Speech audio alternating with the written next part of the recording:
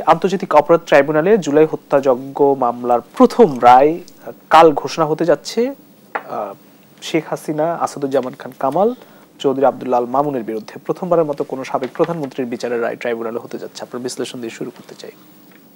আমার জানা নেই এটা প্রথমবারের মতো কোনো প্রধানমন্ত্রী কিনা, বাট এখানে তো অবশ্যই এটা জুলাইয়ের আন্দোলনের বা জুলাই হত্যাকাণ্ডের পরে প্রথমবার যেহেতু একটা এই ধরনের একটা রায়, সারা জাতি চেয়ে আছে যে এই আদালত কি রায় দেয়।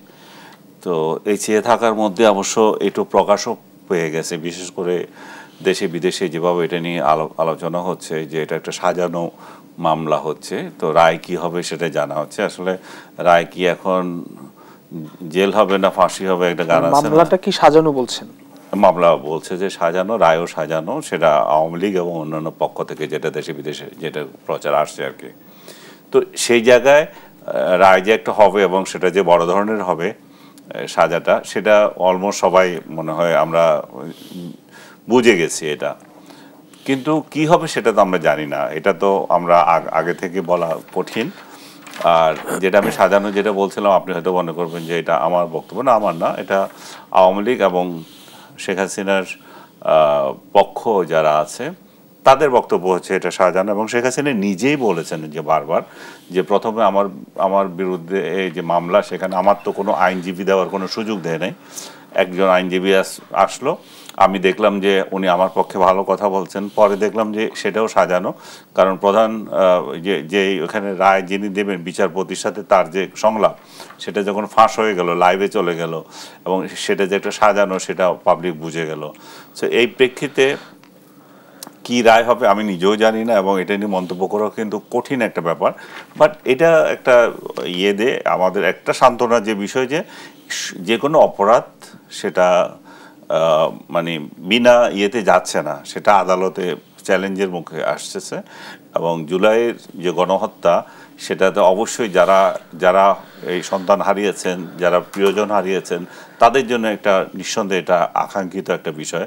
আর যারা এখানে বিচারের সম্মুখীন হচ্ছেন তাদের তরফ থেকে হচ্ছে যে আমরা যথাযথ উপায়ে আমাদের বিচারটা হচ্ছে না, আমাদের অনুপস্থিতি হচ্ছে এবং আমাদের আইনজীবী রাখার সুযোগ দেওয়া হয়নি। আজকে বিএনপির বিএনপির মহাসচিবও বললেন যে আমরা চাই যে স্বচ্ছ এবং একটা নিরপেক্ষ রায় যাতে এখানে যায়। তো সেটা উনি বোধহয় আরও আগে বললে ভালো হতেন। এখন তো শুধু রায় ঘোষণার ব্যাপার, এই সময় স্বচ্ছতা যেটা ছিল না, যে অভিযোগ ছিল, সেই স্বচ্ছতা তো আর নিশ্চিত করা যেত। ওনারা রাজনৈতিক দলগুলো যদি একসঙ্গে বলতেন যে রায় নিয়ে, সাজা নিয়ে আমাদের মানে বিচার নিয়ে আমাদের কারো নেই, দ্বিমত নাই, সাজা মানে অপরাধ করলে অবশ্যই বিচার হতে হবে, কিন্তু যিনি অপরাধী হিসাবে আমরা যাকে সাব্যস্ত করছি ওনাকে নিরপরাধ প্রমাণ করার সুযোগ পাচ্ছে কিনা। আমার মনে হয় এই জায়গায় মানে অলমোস্ট বেশিরভাগ লোকেই একমত হবে যে যেহেতু তার কোনো আইনজীবী দেওয়ার সুযোগ দেওয়া হয় নাই, তার বক্তব্য দেওয়ার সুযোগ দেওয়া হয় নাই, এটা একটা বিতর্কিত রায় হবে যেটাই হোক। আপনার কাছে মনে হচ্ছে যে এটা বিতর্কিত রায় হবে? নিঃসন্দেহে এটা একটা বিতর্কিত রায় হবে, কারণ যিনি অভিযুক্ত বা যার বিরুদ্ধে অভিযোগ আনছে তাকে বলার কোনো সুযোগ দেওয়া হয় না। আর এই রায়ের আপনি জানেন যে এই কোর্টটা সেটা যুদ্ধ অপরাধীদের বিচারের জন্য তৈরি করা হয়েছিল। আপনি জানেন যে মানবতা বিরোধী অপরাধের যুদ্ধ অপরাধী যারা ছিল তাদের বিচারের জন্য করা হয়েছিল। সেই বিচার আদালতে অনেকের ফাঁসি হয়েছে, অনেকের রায় হয়েছে। এটাকে এই সরকার আসার পর পুনরুজ্জীবিত করেছে এবং নতুন করে এখানে